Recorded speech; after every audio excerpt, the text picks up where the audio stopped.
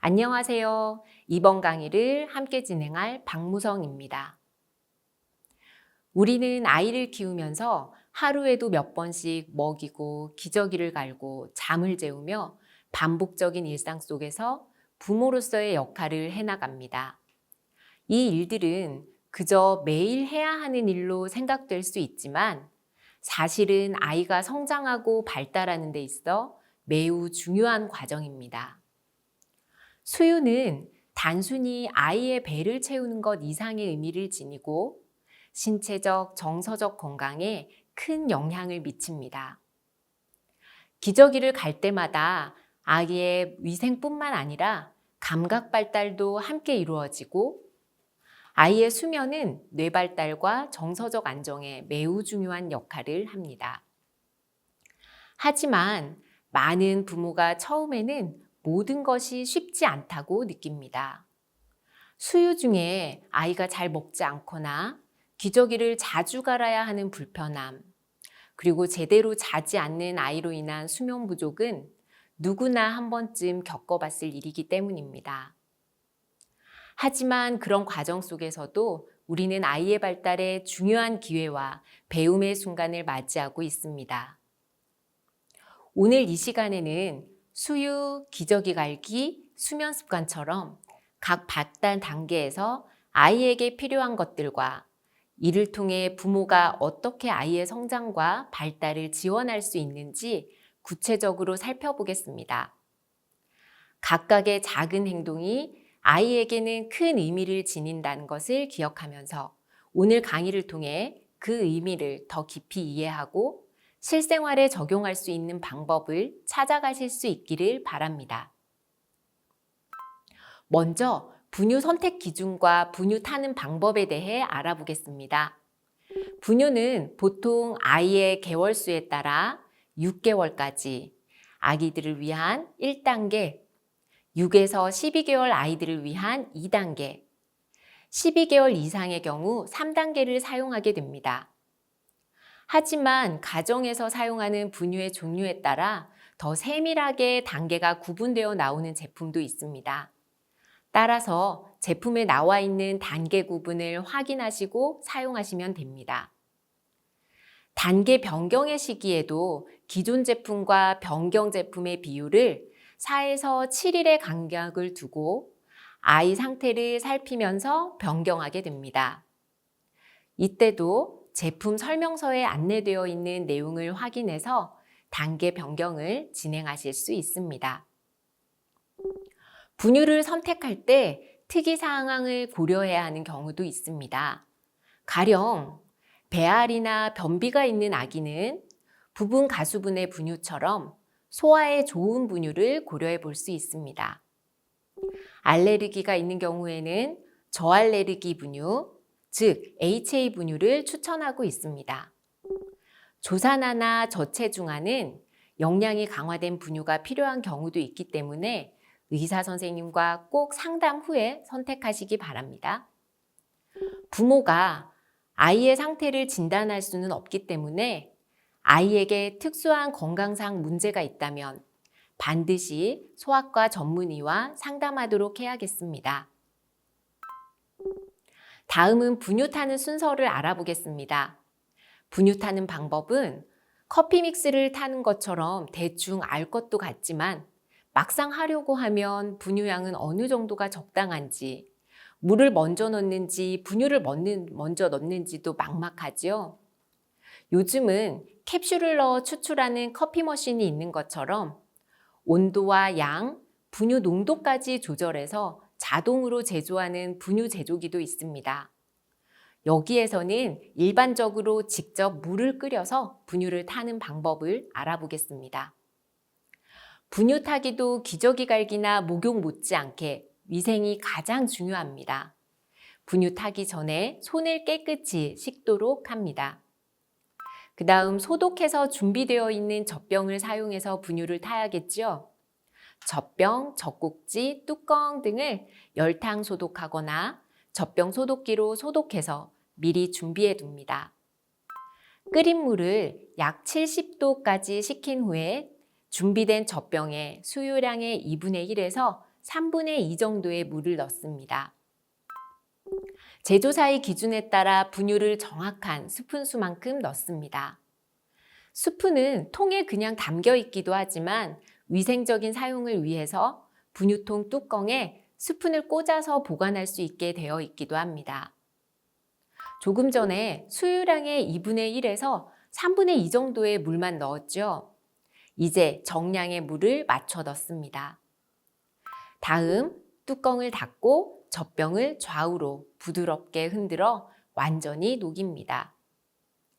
마지막으로 손등이나 손목 안쪽에 한 방울 떨어뜨려 보아 체온 정도의 적당한 온도라면 완성입니다. 가장 바람직한 방법은 제품마다 패키지에 표기된 분유 타는 방법이 있으니 확인해 보시고 조율하시면 됩니다. 이제 아이를 부드럽게 안고 눈을 맞추며 수유하시면 됩니다. 다음은 분유 수유 간격과 권장 수유량을 알아보겠습니다. 수유 간격이나 수유량은 무조건 지켜야만 하는 기준이 있는 것은 아닙니다. 아이들의 성장 발달 단계에 따라 또 여러 가지 요인의 개인차에 따라 달라지겠죠. 다만 보통 제시되는 수유 간격과 권장 수유량은 어느 정도인지 확인하시고 참고하실 수 있겠습니다. 신생아부터 2개월 정도의 아기들은 2시간에서 3시간 정도로 수유합니다. 3에서 5개월의 아이들은 3시간에서 4시간 간격, 6개월 이상의 경우에는 이유식과 병행하면서 4에서 6시간 간격을 두고 수유합니다. 다만 일반적인 기준이기 때문에 아이의 울음이나 수면 상태 등을 종합적으로 관찰해서 조절해야 합니다. 권장 수유량은 아이 개월수에 따라 1회 수유 시 양과 1일 수유 횟수, 1일 수유 총량을 확인할 수 있습니다. 6에서 8개월의 경우에는 1회 수유 시마다 180에서 210ml를 수유하고 하루에 4에서 5회 수유하게 됩니다. 이 시기부터는 이유식을 병행하기 때문에 3에서 5개월 때와 1일 수유량의 수량은 크게 달라지지 않고 700에서 900ml를 수유하게 됩니다. 9에서 12개월의 경우 1회 수유 시마다 180에서 240ml를 수유하고 하루에 3에서 4회 수유하게 됩니다. 6에서 8개월 때보다 이유식을 더 많이 섭취하게 되면서 1일 수유 횟수는 점차 줄어들게 됩니다. 12개월 이후에는 1회 수유 시마다 200에서 250ml를 수유하고 하루에 2에서 3회 수유하게 됩니다. 이유식이나 일반식이 주식이 되면서 하루의 권장 수유량은 400에서 600ml로 줄어들게 됩니다. 하지만 이런 기준은 모두 일반적인 것이기 때문에 모든 아이가 동일할 수 없습니다. 아이의 성장률, 체중, 식욕에 따라 조절이 필요합니다. 우리 아이가 너무 적게 혹은 너무 많이 먹지는 않는지 그 기준에 따라 강제로 조절하는 것은 오히려 아이의 성장 발달에 좋지 않을 수 있기 때문에 아이의 성장률과 식욕 등을 잘 고려해서 결정하셔야 합니다. 이제 분유 탈 때 주의사항과 수유 시 주의할 점을 알아보겠습니다. 분유를 탈 때는 가장 먼저 끓는 물 사용을 하지 말아야 합니다.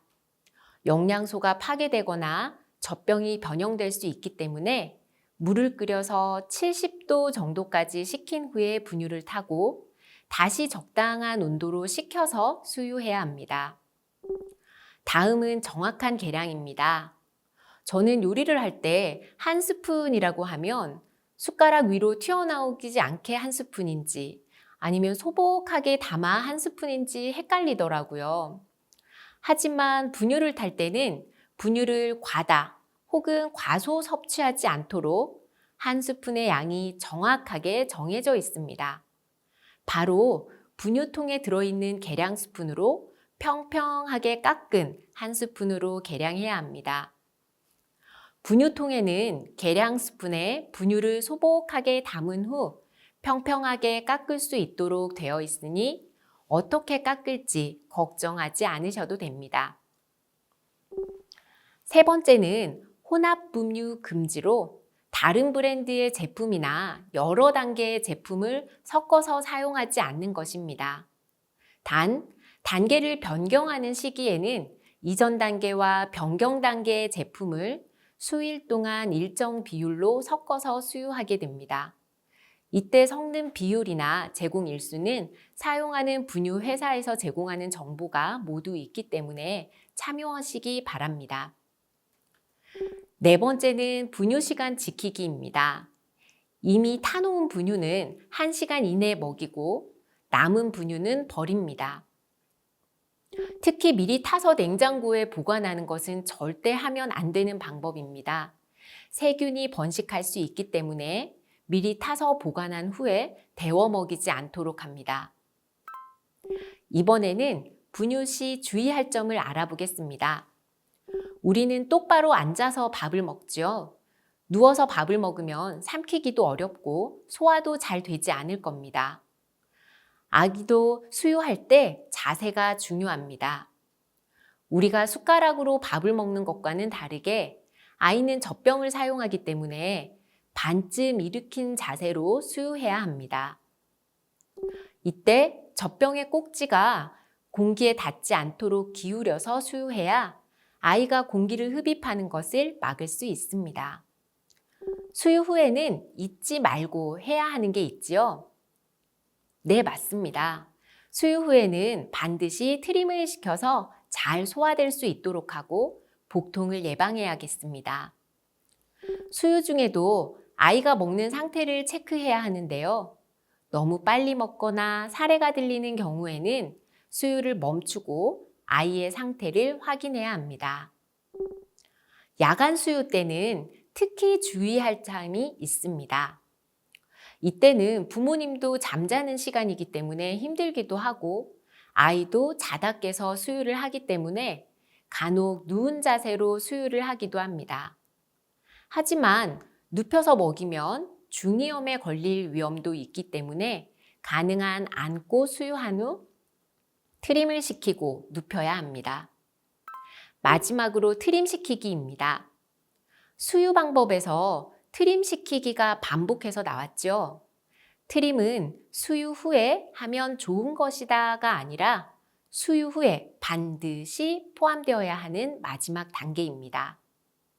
트림을 시킬 때는 가장 먼저 아이를 어깨에 올려놓고 한 손으로 아이의 엉덩이를 지탱합니다. 다른 손으로는 아이의 등을 가볍게 두드리거나 부드럽게 원을 그리며 문지릅니다. 만약 아이가 트림하지 않으면 다시 시도해 보도록 합니다. 아이가 트림을 하지 않고 여전히 불편해하는 경우에는 다시 시도하거나 아이를 조금 더 일으킨 상태에서 트림을 유도해 봅니다. 트림을 시킬 때 몇 가지 주의할 사항이 있습니다. 우리가 소화되지 않고 답답할 때 등을 두드리기도 하지요. 답답할수록 조금 더 세게 두드려 보기도 하는데요. 아이는 너무 세게 두드리면 더 불편해할 수 있습니다. 아이가 불편해하지 않도록 부드럽고 차분한 방법으로 트림을 유도합니다. 마지막으로 아이가 먹고 난 후에 너무 빨리 눕히지 않도록 합니다. 이제 기저귀 갈기에 대해 알아보겠습니다. 기저귀는 밴드형과 팬티형이 있습니다. 밴드형은 허리 부분에 벨크로가 있어서 아이 사이즈에 맞춰 붙이는 방식입니다. 눕혀서 갈기 쉽게 되어 있어서 신생아나 아직 많이 움직이지 않는 아이에게 사용하기 좋습니다. 테이프로 허리둘레를 조절해서 사용할 수 있기 때문에 밀착력이 높겠지요. 또 밤중에 교체할 때도 눕혀서 갈기 편하기 때문에 좋을 수 있습니다. 하지만 너무 많이 움직이는 아이는 테이프가 헐거워질 수도 있고 아이가 기기 시작하면 가만히 누워서 기다려주지 않기 때문에 갈기 어렵기도 합니다. 팬티형 기저귀는 말 그대로 팬티처럼 입히는 방식입니다. 밴드형과는 반대로 기거나 걷는 아이들은 팬티형을 사용하는 것이 편할 수 있습니다. 팬티형 기저귀는 눕히지 않아도 되기 때문에 아이의 거부감을 줄여줄 수도 있습니다. 배변 훈련 시기에도 자연스럽게 연습이 가능하겠죠. 아이의 성장 단계나 부모님의 스타일에 따라 적절한 것을 골라 사용하시면 되겠습니다. 기저귀를 갈 때 준비물은 깨끗한 기저귀, 아이가 사용하는 물티슈나 부드러운 가제수건, 발진 예방용이나 발진으로 필요한 경우에는 기저귀 크림 또는 기저귀 연고를 준비합니다. 오염물이 바닥이나 아이 이불에 묻지 않도록 기저귀 매트나 방수 시트를 사용하기도 합니다. 대소변이나 오염물이 묻어서 갈아입혀야 할 때는 미리 아이 옷을 준비해 둡니다. 사용한 기저귀를 버릴 수 있도록 묶어서 쓰레기 봉투에 넣을 수 있는 비닐봉지에 담거나 기저귀 전용 휴지통을 사용할 수도 있습니다. 이제 기저귀를 갈아볼까요? 위생이 가장 중요하겠죠? 먼저 손을 깨끗이 씻습니다. 그 다음 기저귀 교환대나 침대, 바닥 같은 안전하고 평평한 곳에 기저귀 매트를 깔고 아이를 눕힙니다.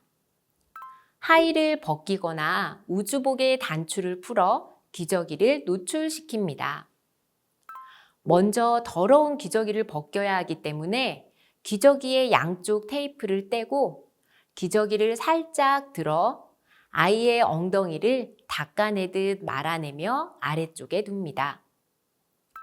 그 다음 물티슈나 젖은 손수건으로 성기와 엉덩이를 깨끗하게 닦습니다. 이때 앞에서 뒤로 닦아야 요로 감염을 막을 수 있겠죠. 성기와 엉덩이 외에도 피부가 접히는 부분이나 엉덩이와 허벅지 안쪽까지 꼼꼼하게 닦습니다. 필요할 경우에는 발진 방지 크림이나 연고를 얇게 바르고 새 기저귀를 채웁니다. 새 기저귀를 펴서 아이의 엉덩이 아래로 살짝 넣습니다. 이때 기저귀 뒷면이 아이 허리선보다 약간 위로 올라오게 합니다. 아이의 다리 부분을 부드럽게 들어서 엉덩이를 들고 기저귀를 위치시킵니다. 기저귀 앞면을 들어 올려서 아이의 배에 덮은 다음 양쪽 테이프를 고정하고 허벅지나 허리 부분이 너무 조이지 않는지 확인하면 새 기저귀로 가는 것은 마무리됩니다. 아이 옷을 다시 입히고 단추나 지퍼를 채운 후에는 사용한 기저귀에서 내용물이 새지 않도록 돌돌 말아 접고 테이프로 고정합니다. 마지막으로 손을 깨끗하게 씻으면 기저귀 갈기가 끝납니다. 기저귀를 갈 때도 주의사항이 있는데요.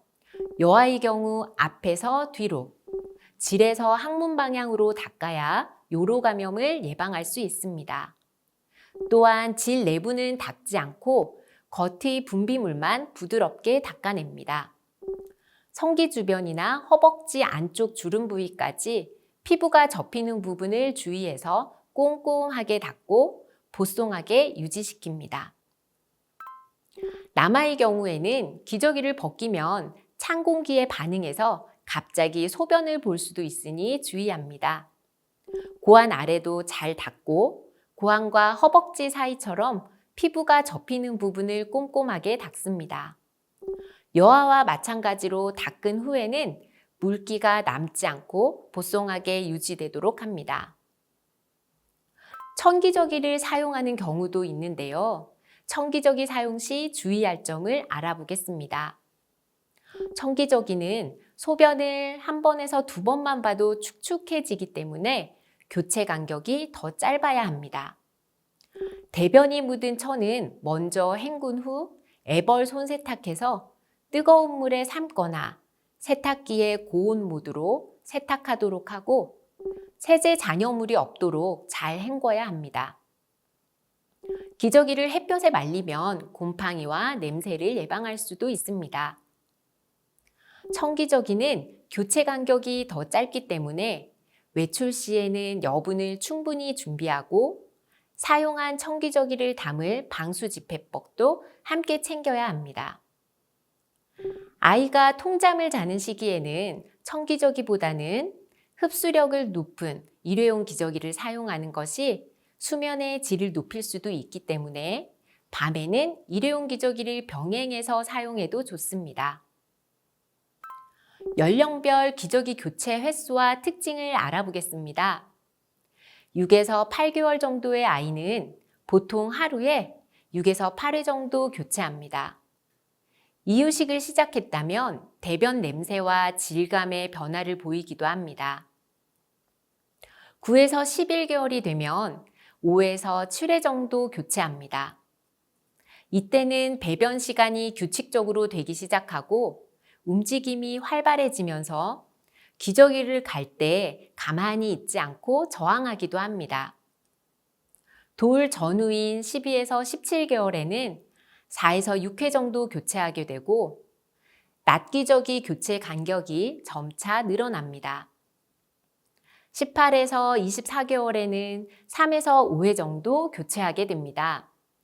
이 시기가 되면 배변을 인지하기 시작하면서 배변 훈련을 고려하는 시점이기도 합니다. 기저귀를 사용하면 가장 걱정되는 것이 바로 발진이죠. 기저귀 발진은 기저귀 안이 축축하거나 기저귀와 피부가 반복적으로 다 마찰이 일어날 때 배설물에 포함된 성분이 피부를 자극해도 발생할 수 있습니다. 아이 피부는 뽀송하게 유지되어야 하는데 통풍이 안 되는 기저귀를 장시간 착용해도 발진이 생길 수 있으니 유의해야겠습니다. 그러면 기저귀 발진을 예방하기 위해서는 어떻게 해야 할까요? 네, 피부를 뽀송하게 유지해야겠죠. 그러기 위해선 대변 후엔 즉시 기저귀를 갈아주고 2~3시간마다 확인해서 축축하면 교체해야 합니다. 발진이 생길 것 같거나 생겼을 때는 하루에 한두 번은 기저귀 없이 눕혀서 잠시 엉덩이를 노출시켜서 습기가 차지 않도록 해두어도 좋습니다. 물티슈 사용보다는 발진을 관리하는 기간 동안에는 기저귀를 갈 때 물로 씻어주거나 미지근한 물에 적신 부드러운 천을 사용해 볼 수도 있습니다. 발진이 생겼을 때는 피부를 세게 문지르면 쓰라리겠죠. 두드리듯이 닦아주어야 합니다. 징크 옥사이드 성분이 있는 기저귀 크림이 발진을 진정시키는 데 도움이 되기 때문에 병원을 방문해서 진료를 받아봐도 좋겠습니다. 마지막으로 기저귀 크기도 확인해 봐야겠습니다. 너무 작은 기저귀는 마찰이 생기게 할 수 있죠. 아이가 무럭무럭 잘 자라면 체형에 맞는 사이즈로 교체해 주어야 합니다. 외출할 때도 기저귀 갈 일이 생기지요. 외출할 때 준비물을 챙겨볼까요? 먼저 외출 시간에 맞춰 여벌 기저귀를 준비합니다. 물티슈나 닦을 젖은 수건, 갈아입을 옷을 한두 벌 여벌로 준비합니다. 사용한 기저귀를 담을 비닐봉지와 필요시에는 기저귀 크림, 방수가 되는 기저귀 교환 매트도 챙깁니다. 손 씻기가 여의치 않을 때 사용할 손소독제가 있어도 좋겠죠. 마지막으로 사용한 기저귀를 바로 버릴 수 없고 집으로 가져와야 하는 경우도 있기 때문에 냄새를 차단할 휴대용 기저귀 쓰레기 봉투를 준비해야겠습니다. 외출 중에 기저귀를 갈 때 주의할 점도 알아볼까요? 평소와 다른 장소에서 기저귀를 갈면 아이가 불편해할 수 있기 때문에 유의합니다. 기저귀는 냄새가 나지 않게 말아서 버리고 냄새를 차단할 수 있는 봉투에 싸서 일반 쓰레기 봉투에 넣어야 합니다. 공원이나 캠핑 중에 기저귀를 갈 때는 벌레가 접근하지 않도록 주의하고 계절에 따라 기저귀 가는 동안 아이의 체온 유지도 살펴야겠습니다. 이제 목욕을 시켜보겠습니다. 돌 이후에 아이들은 스스로 앉고 움직이려고 하지만 그 이전의 아이들은 신체 조절력이 훨씬 약하고 특히 목을 스스로 지지하지 못하는 아이들은 목욕 시 더욱 주의해야 합니다. 13개월 이후의 아이들은 놀이를 포함시켜서 10에서 15분 정도 목욕을 할 수 있지만 이전의 아이들은 5에서 10분으로 가급적 짧고 부드럽게 목욕하는 것을 권장합니다. 13개월 이후에 걸음마기 아이들은 손발을 먼저 씻기고 놀이를 한 후에 머리와 몸을 씻고 헹굽니다. 돌 이전의 아이들은 머리부터 감긴 후 몸과 엉덩이 순서로 목욕하게 됩니다. 아이를 돌보는 모든 영역에서 가장 중요하게 생각하는 게 있죠? 맞습니다. 바로 안전입니다. 돌 이전의 아이들은 체온을 유지하거나 감염을 예방하는 것을 더 신경 쓴다면 돌 이후의 아이들은 물놀이 중에 넘어지는 상황이나 샴푸가 눈에 들어가는 것을 주의해야겠습니다. 자, 이제 본격적으로 0에서 12개월 아이의 목욕을 알아볼까요? 목욕 준비물은 아이를 안정적으로 눕힐 아기 욕조나 대야, 바닥용과 감싸기용, 닦기용으로 사용할 수건을 2~3장 이상 충분히 준비합니다.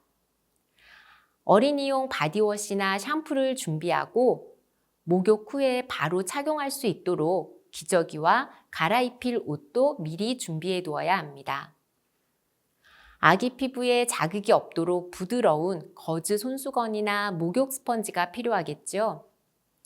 목욕 후에는 피부 보습을 유지하고 마사지할 수 있도록 아이용 로션이나 오일을 준비합니다. 이제 준비물을 챙겼다면 목욕을 시작해 볼까요? 하지만 목욕 전에 반드시 확인해야 할 것이 있습니다. 아이가 공복이거나 너무 배부른 상태에 목욕하는 것은 피하는 것이 좋겠습니다. 아이의 컨디션이 중요한 만큼 기분이 좋고 졸리지 않을 때 목욕하는 것이 좋습니다. 아이 컨디션을 확인했다면 목욕을 시작하기 전에 환경 체크도 해야 합니다. 실내 온도는 24에서 26도로 유지하고 미리 따뜻한 물을 틀어서 욕실 온도를 따뜻하게 준비합니다. 환경이 준비되었다면 평평한 곳에 수건을 깔고 아이를 눕힙니다. 옷과 기저귀를 벗기고 대변이 묻은 경우에는 목욕 전에 미리 깨끗이 닦습니다. 자, 진짜 목욕을 시작해 볼까요? 목욕 밖에서 한쪽 팔에 아이를 안고 미지근한 손수건으로 눈, 코, 이마, 볼, 턱을 닦은 후 마른 가재 손수건으로 가볍게 물기를 닦습니다. 아이는 반쯤 눕히듯 팔로 안고 머리만 살짝 기울여서 컵이나 손으로 따뜻한 물을 적십니다. 이때 이마에서 뒤통수 방향으로 부드럽게 부어줍니다. 샴푸를 손에 덜어 조심스럽게 마사지하고 물로 샴푸를 깨끗이 헹군 후에 수건으로 두드리듯 닦으면 얼굴 닦기와 머리 감기는 마무리됩니다. 이제 몸을 씻어야겠지요. 머리를 닦은 후에 아이를 조심스럽게 욕조 안으로 넣습니다. 한 손으로는 등과 머리를 지지하면서 다른 손으로 아이를 씻습니다. 목, 가슴, 팔, 손, 배, 다리, 발, 등, 엉덩이, 생식기 순서로 닦고 생식기는 물로만 깨끗하게 가볍게 닦은 후 깨끗한 물로 헹구면 끝납니다. 이제 목욕을 마무리해 볼까요? 아이를 욕조에서 꺼내면서 춥지 않도록 따뜻한 수건으로 감쌉니다. 두드리듯이 물기를 제거하고 목, 겨드랑이, 사타구니, 무릎 뒤처럼 접히는 부분을 꼼꼼하게 닦아준 뒤에 아이 로션이나 오일을 바릅니다. 기저귀를 채우고 옷을 입힌 후에 귀나 배꼽, 손톱의 청결을 확인한 후 정리하면 목욕은 마무리됩니다. 아이 돌봄에서는 안전이 가장 중요하다고 했죠. 목욕을 할 때도 주의할 점이 있습니다. 아이를 절대 혼자 두면 안 되겠죠. 욕실 사고를 예방하기 위해서 욕조의 물 깊이를 체크하고 목욕 시작 때뿐만 아니라 목욕 중에도 온도를 항상 확인합니다.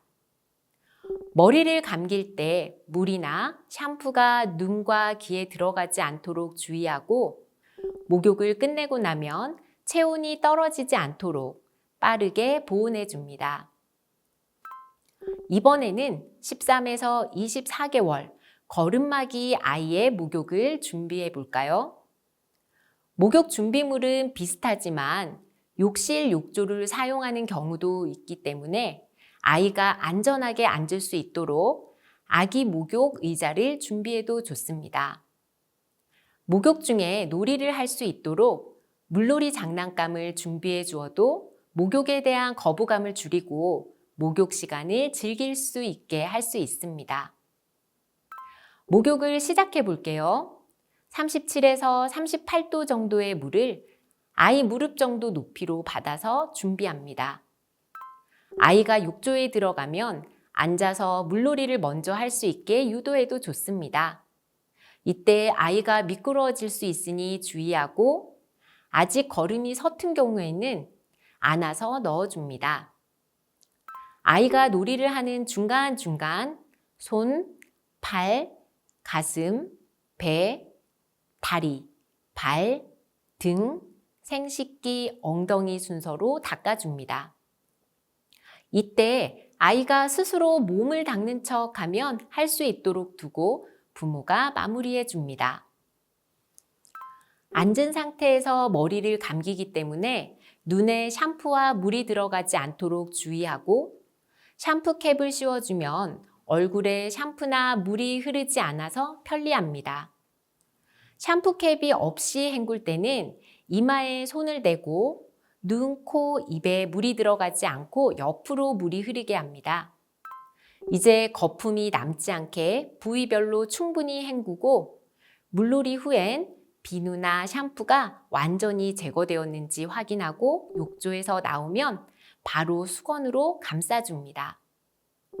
목이나 무릎 뒤, 겨드랑이처럼 접히는 부위를 중심으로 물기를 꼼꼼하게 제거해주고 보습제를 바른 후 기저귀와 옷을 입힙니다. 목욕 후에 마사지를 해주는 것은 아이에게 많은 이점이 있습니다. 아이의 신체 발달과 정서적 안정에 도움이 될 수 있는데요. 아이 피부를 부드럽게 마사지하면 혈액순환이 개선돼서 아이의 건강한 성장에 중요한 역할을 합니다. 아이의 근육과 관절을 부드럽게 마사지하면 근육 이완과 관절 유연성도 증진시켜서 아이가 움직임에 더 능숙해지고 운동 능력을 발달하는 데 도움이 됩니다.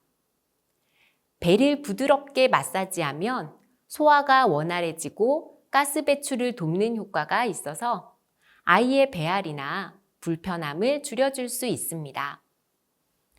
정서적인 안정과 감정 발달에도 도움이 되는데요.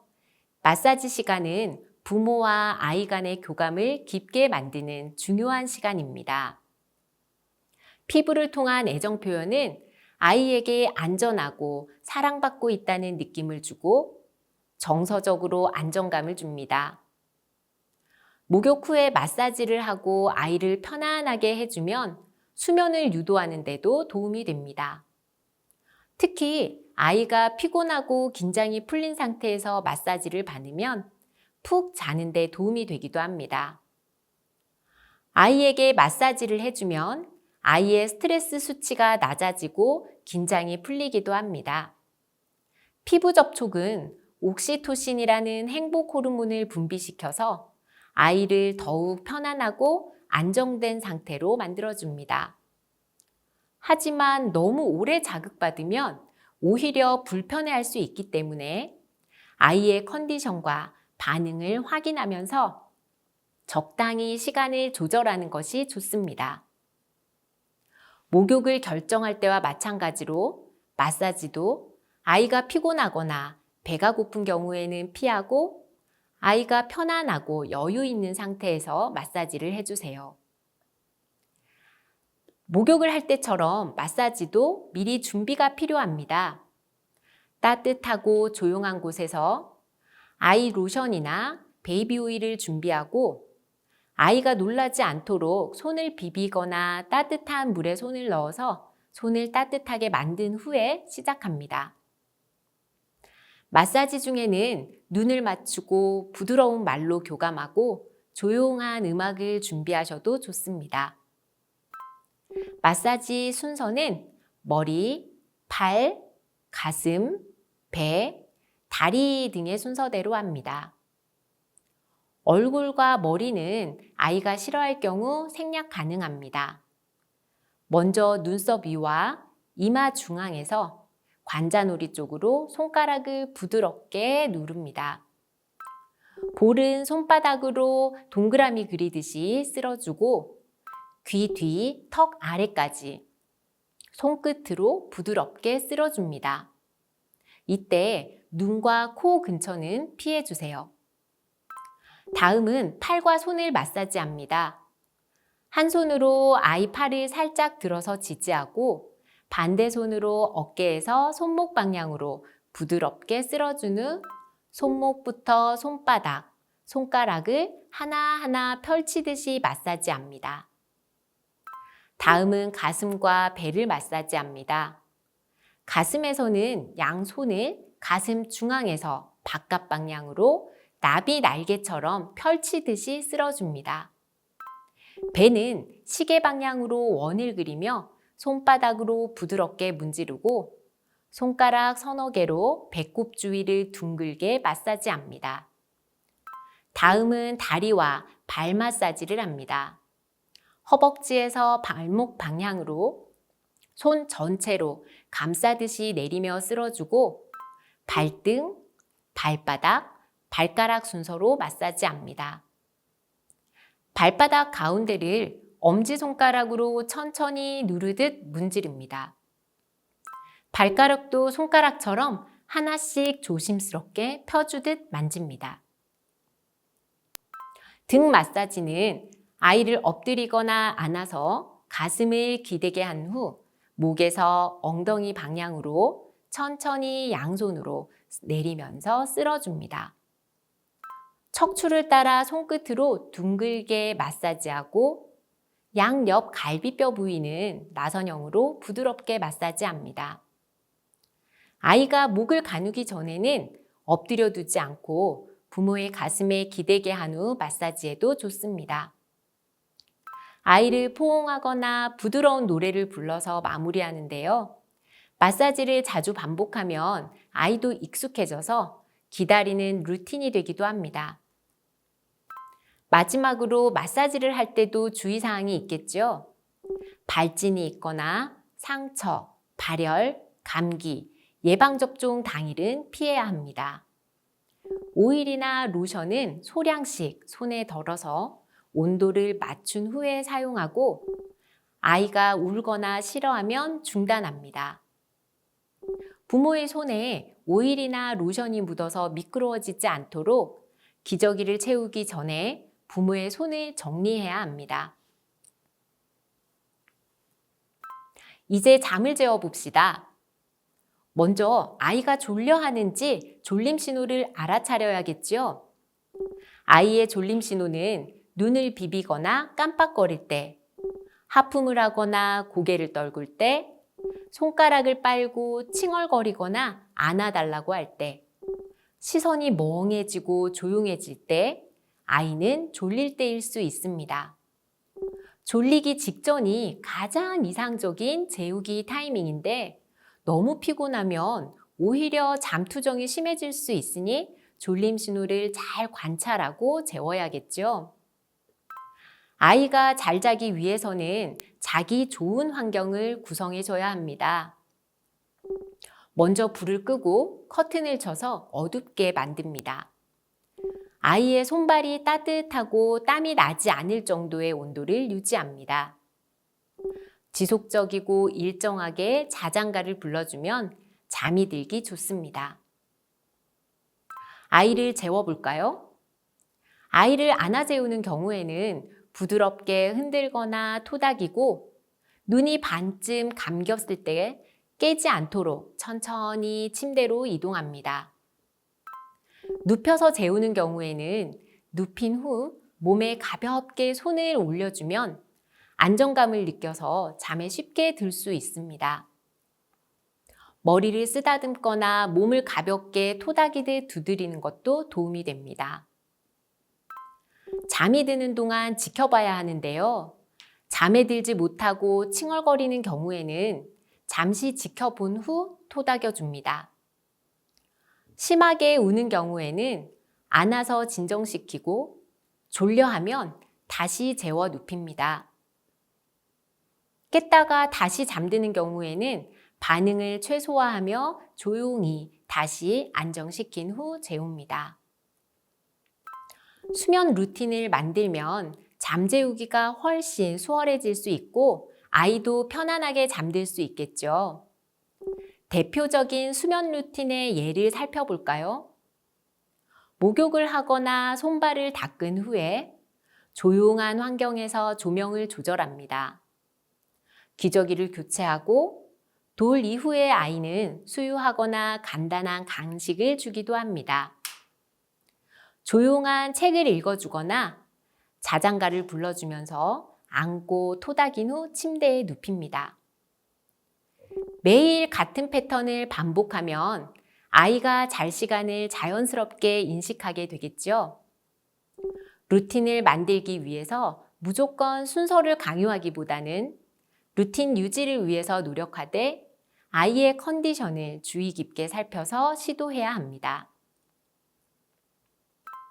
지금까지 수유, 기저귀 갈기, 목욕시키기, 잠재우기를 알아봤는데요. 원령에 관계없이 공통적인 부분도 있고 아이의 발달 단계에 따라 차이가 있기도 했습니다. 지금부터 각 원령별로 조금 더 자세히 알아두어야 할 내용을 확인하겠습니다. 먼저 원령별로 발달 특징을 간단하게 확인해 볼까요? 여기에서 2개월의 신생아는 아직 목을 가누지 못하고 손과 발의 움직임이 미세한 시기입니다. 밝고 어두운 것을 구분할 수 있고 엄마 목소리에 민감하게 반응합니다. 주로 먹고 자고 울기를 반복하고 정해진 패턴 없이 수면과 수유가 불규칙합니다. 수유나 트림시키기, 기저귀 교체 같은 기본 돌봄이 중요한 시기입니다. 3에서 6개월에는 목을 가누고 뒤집기를 시도하고 손으로 물건을 잡기도 시작합니다. 감각과 정서 발달에서도 차이를 보여서 웃음을 짓고 사람의 얼굴을 오래 바라보며 반응합니다. 생활 리듬이 생겨서 수면 패턴이 조금씩 자리를 잡고 낮과 밤을 구분하기 시작합니다. 7에서 8개월에는 혼자 앉기가 가능하고 기기 시작하며 손가락으로 물건을 쥐고 놀기 시작합니다. 언어와 인지 발달도 이루어지는데요. 옹알이를 활발히 하고 간단한 말이나 소리에 반응합니다. 낯가림이 시작되면서 부모와의 애착이 강하게 형성됩니다. 이유식을 시작하고 원령별로 이유식의 횟수를 점차 늘려갑니다. 10일에서 16개월에는 걷기를 시도하거나 이미 걷는 아이도 많습니다. 한두 단어를 말하거나 간단한 지시에 반응할 수 있죠. 감정 표현도 다양해지고 간단한 놀이에 흥미를 보이기도 하고 자기 주장이 생겨서 돌이 지나면서 혼자 먹기를 시도합니다. 이제 의, 식, 주로 나눠 살펴보겠습니다. 먼저 의생활입니다. 0에서 1개월의 아이는 체온 조절이 미숙하고 피부가 민감해서 팔다리의 움직임이 작고 주로 누워서 생활합니다. 이 시기에는 속싸개 네이나 베넷저고리, 우주복이나 속싸개, 손싸개와 발싸개가 필요합니다. 옷은 얇고 부드러운 순면 소재를 선택해야 합니다. 옷 내부에 박음질이 있으면 피부를 자극할 수 있기 때문에 박음질이 겉으로 나온 디자인을 준비합니다. 계절에 따라 속싸개는 통기성이나 보온을 고려해서 선택해야겠습니다. 2에서 3개월의 아이는 점차 움직임이 증가하고 팔다리를 활발하게 움직입니다. 속싸개를 벗고 자유로운 옷차림이 시작되는 시기이죠. 이 시기에는 네이와 우주복, 앞트임 바디슈트, 기저귀를 갈기 편한 스냅형 옷을 준비하면 편리합니다. 머리를 넣기 쉬운 목둘레 디자인의 옷을 준비하면 옷을 입히기도 좋겠습니다. 계절에 따라 한두 겹의 네일을 활용합니다. 4에서 6개월의 아이는 뒤집기 시작하고 손과 입을 많이 사용하며 침을 많이 흘리기 때문에 턱받이가 필요합니다. 바디수트나 실내복, 상하이옷, 민소매나 반팔 네이와 얇은 긴팔, 턱바지가 필요합니다. 상하이 옷을 입혀도 좋고 배가 노출되지 않는 바디수트형 옷을 활용해도 좋습니다. 특히 점차 움직임이 활발해지기 때문에 움직임이 편한 신축성 있는 옷을 입힙니다. 7에서 9개월의 아이는 기기 시작하면서 활동량이 더욱 증가하고 이유식이나 침을 옷에 묻히기 시작합니다. 편한 상하복이나 바디수트와 바지 외에도 무릎을 보호하는 바지와 이유식용 앞치마를 이용해도 좋습니다. 활동성을 고려해서 핏이 넉넉하고 부드러운 밴딩으로 된 옷을 준비하고 덧입히기 쉬운 조끼나 얇은 가디건을 활용하면서 체온 조절에 좋게 활용할 수 있겠습니다. 돌 전후인 10에서 12개월 아이는 붙잡고 서서 서기와 걷기를 시도하고 외출이 더욱 늘어납니다. 상하이 실내복이나 외출용 가디건, 아이용 패딩이나 점퍼, 미끄럼 방지 덧신을 준비합니다. 외출할 때는 기저귀를 갈기 쉬운 옷을 입힙니다. 움직임에 방해가 되지 않는 옷을 입히고 실내용은 얇고 가벼운 옷을 중심으로 입힙니다.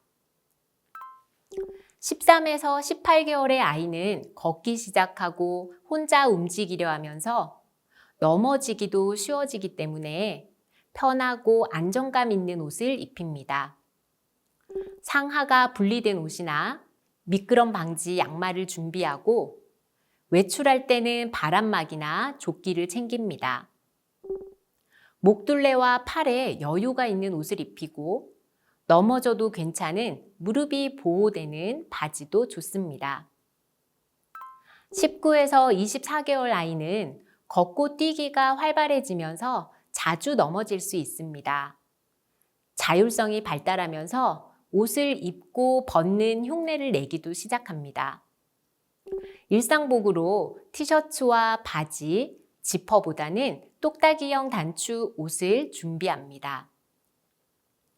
계절에 따라 패딩이나 바람막이, 햇빛 차단 옷 같은 겉옷도 필요합니다. 쉽게 입고 벗을 수 있는 옷을 준비해서 스스로 옷을 입는 것을 시도해 볼 수 있도록 도와줍니다. 외출용 모자나 선크림, 장갑 같은 보조 용품도 준비해 두면 좋습니다. 이번에는 원령별 식생활을 알아보겠습니다.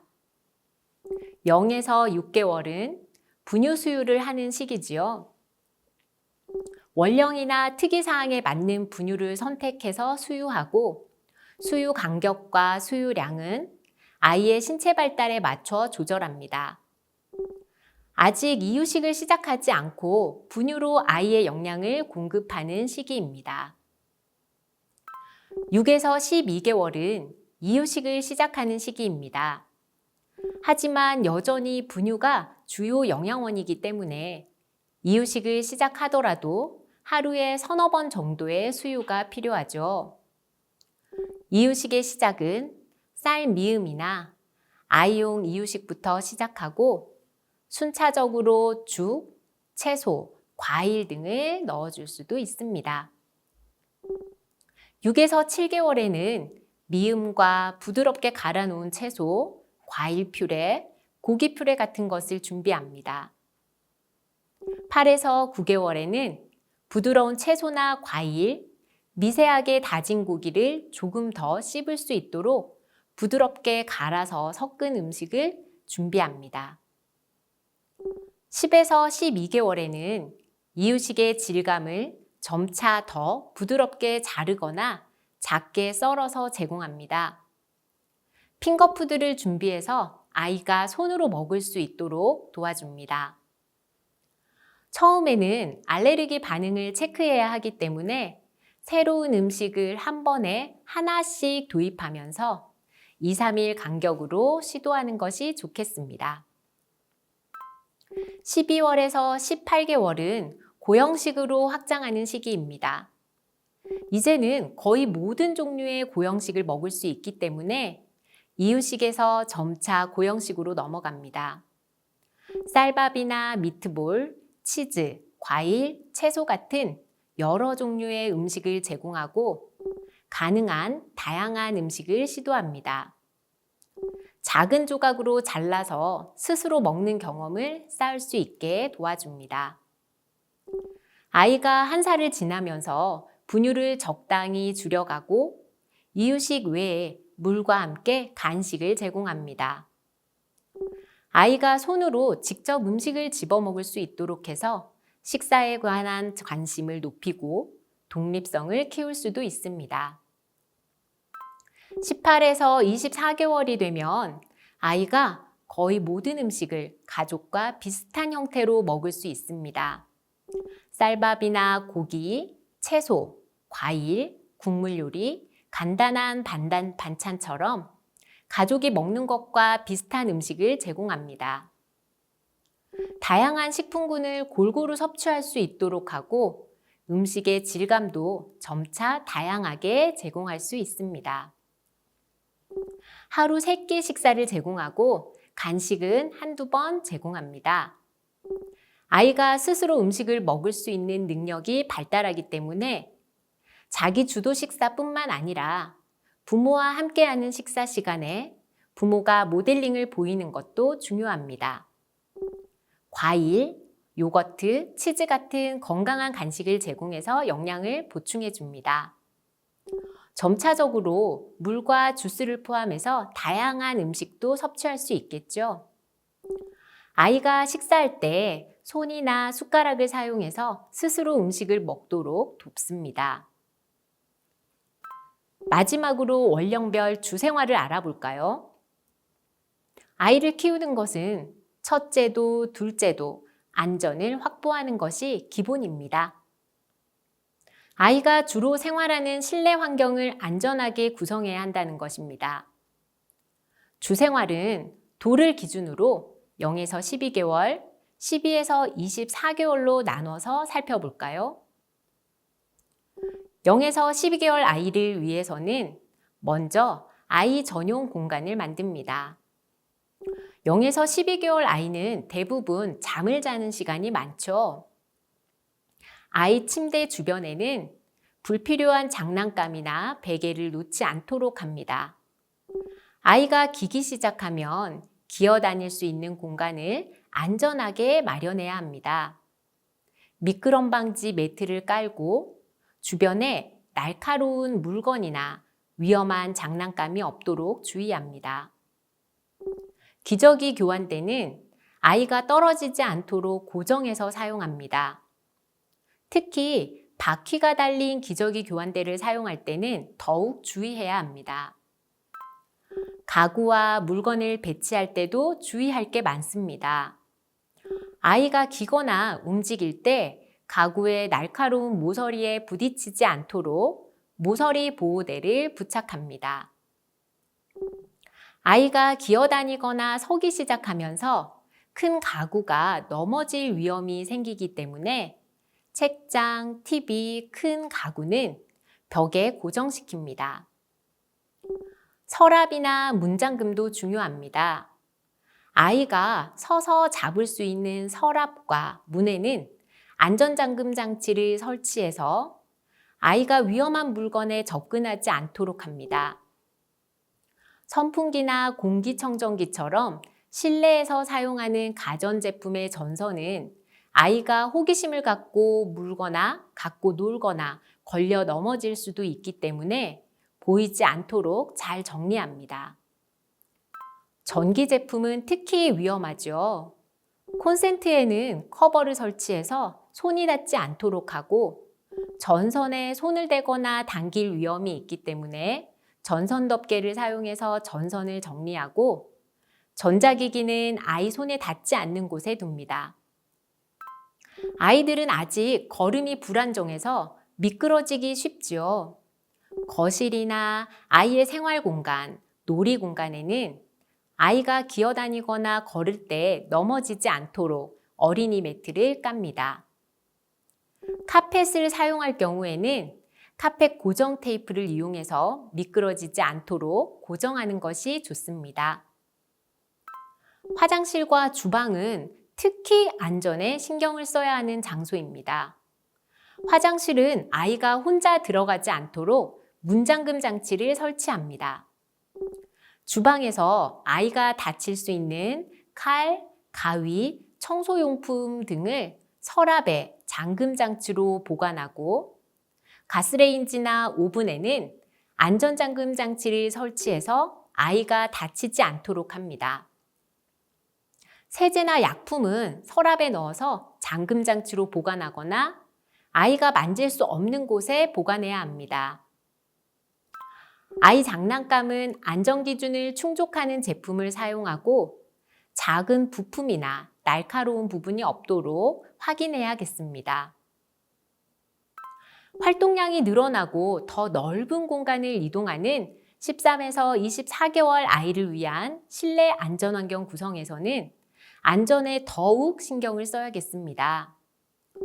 자기주도 식사를 하게 되기 때문에 어린이 식탁이나 범퍼 의자를 사용하고 의자 밑에는 미끄럼 방지 패드를 깔아서 안전하게 먹을 수 있게 합니다. 아이가 걷기 시작하면서 넘어지고 부딪힐 수 있는 위험이 많아지기 때문에 바닥 매트와 모서리 보호대를 사용해서 안전한 환경을 만듭니다.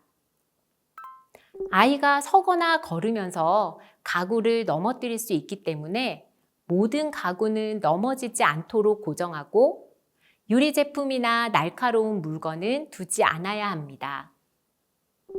전자기기나 냉장고에는 안전잠금 장치를 설치해서 아이가 손을 대거나 열지 않도록 해야겠죠. 전자기기 안전과 화장실, 주방 안전은 여전히 가장 기본이 되어야 합니다. 아이의 활동 반경이 넓어지면서 주방기구에 더 가까워지기 때문에 가스레인지와 오븐은 반드시 잠금 장치를 사용하고 칼이나 가위는 잠금 장치를 사용한 곳에 보관합니다. 아이가 소서나 보행기를 타고 다가가서 식탁보를 당기거나 잡고 일어서면서 잡아당길 수 있기 때문에 길게 내려오지 않도록 조심해야겠습니다. 식사 시간 이외에는 그릇이나 물건을 가급적 올려두지 않습니다. 아이가 자주 부딪히는 벽 모서리나 장식물에는 벽 보호대나 고정장치를 사용해서 사고를 예방해야겠습니다. 이 시기는 창문과 발코니 안전도 중요해지는 때입니다. 아이가 창문을 열 수 있기 때문에 창문 잠금 장치를 확인하고 창문을 열고 닫을 때 근처에 있는 아이가 다치지 않도록 주의해야 합니다. 발코니에는 난간보호대를 설치해서 아이가 빠지지 않도록 해야 하고, 난간 주위에 아이가 올라갈 수 있는 물건을 두지 않도록 항상 정리해 두어야 합니다. 음식물이나 음료도 움직임이 자유로워지는 아이의 손이 닿지 않는 곳에 보관하고, 자기주도 식사를 하기 때문에 깨지기 쉽거나 날카로운 식기보다는 유아용 식기를 사용합니다. 지금까지 발달 단계별 아동 양육의 실제에 대해 알아보았습니다. 오늘 우리가 함께 나눈 내용은 단순히 이론적인 내용이 아니라 아이들이 성장하는 과정에서 매일 실천해야 하는 것들입니다.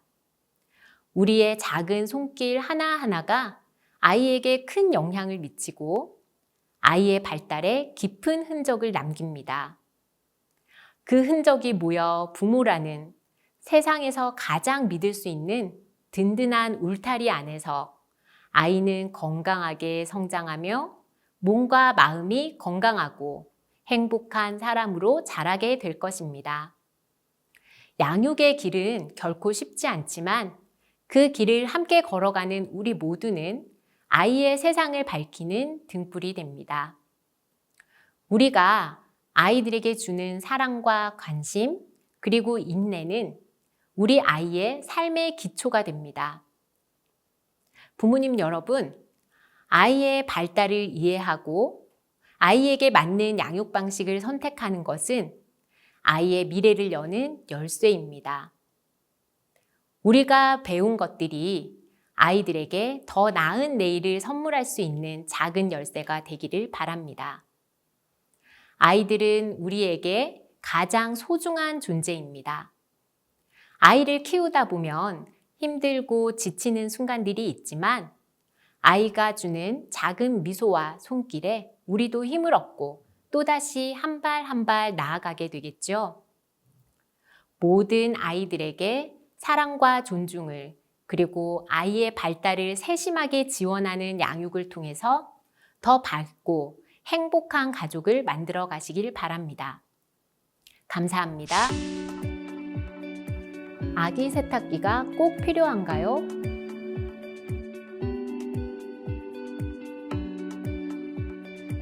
수유 쿠션은 언제까지 사용하나요? 반드시 필요한가요?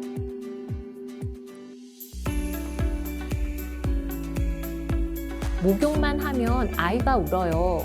어떻게 하죠?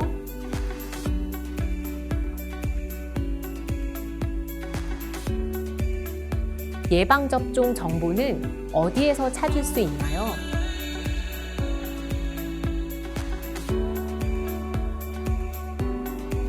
없거나 아는 상태로 아이가 잠들었을 때 깨지 않게 눕히는 방법이 있나요? 아이가 침을 너무 많이 흘려서 턱 아래가 헐었어요.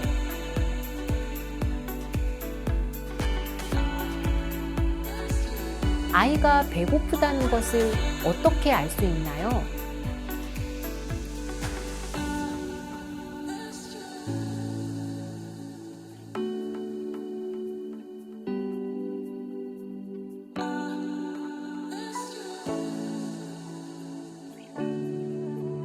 아이가 충분히 먹었는지 어떻게 알 수 있나요?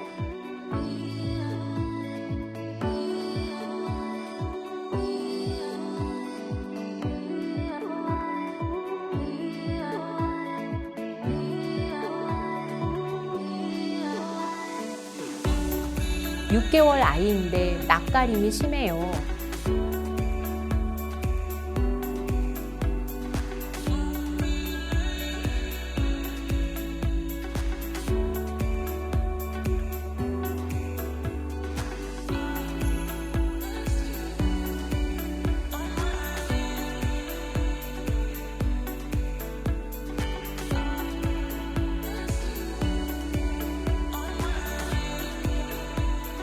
아이가 계속 손가락을 빨아요. 그냥 두어도 괜찮을까요?